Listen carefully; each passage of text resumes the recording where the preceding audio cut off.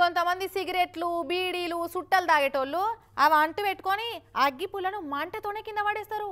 ఇంకొందరు బీడీలు సిగరెట్లు సగం ఉండంగానే వాటిని కాలుతోటి దొక్కి ఆర్పేయకుండా మంటతోటే కింద పడేస్తారు.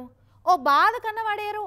ఒక్కోసారి అట్లా పడేసుడు ఎంత డేంజర్ ఉంటుందో ఈ ముచ్చట చూస్తే ఎరకైతుంది. నీ పని సల్లగుండా గీ కాకంటూ పెట్టిన బీడి ఎంత అంగడి చేసిందో చూడురి.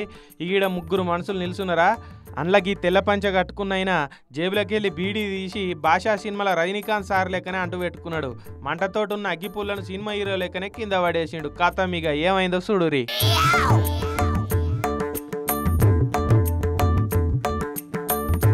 చూసిరా చిన్న అగ్గిపుల్లతోటి ఎంత పెద్ద డేంజర్ అయిందో. అనంతపురం జిల్లా కళ్యాణదుర్గం కాడైంది కథ. పెట్రోల్ బంక్ పక్క పొంటే అయింది ఇంత పెద్ద ఫైర్ యాక్సిడెంట్. నయం ఎవరికి ఏం కాలే. అగో బండి చిన్నగా తలగబడ్డది. ఆడికి గీ అన్న ఉరికిపోయి పక్కకు గుంజిండు కాబట్టి ఆ బండి బచాయించింది, లేదంటే బూడిదే అయ్యేది పొరి.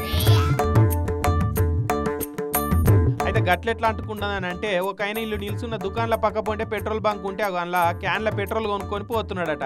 అంత ఆ క్యాను కింద పడి పట్టుకునవలిగిందట. దాంతో పెట్రోల్ అంతా కింద ఒలికిపోయింది. ఇక ఆ ముచ్చట ఆ మనిషి చెప్పకుంటేనే వెళ్ళిపోయిండు. ఇక్కడ నిలబడ్డోళ్ళు ఏదో నీళ్ళే అనుకొని నిలబడ్డారు. ఇక ఆడ కింద వారుతున్నది చూసి ఎప్పటి లెక్కనే బీడి అంటూ పెట్టుకుని బిందాస్గా పడేసిండు. కథ ఇక ఇంత గడబిడ అయిపోయింది. దెబ్బకే దుకాణ పోలు షట్టర్లు కింద గుంజి ఫైర్ ఇంజన్ వాళ్ళకి ఫోన్లు చేసిరు. ఇక బంకోళ్ళు పైపు గుంజి నీళ్లు కొట్టిర్రు.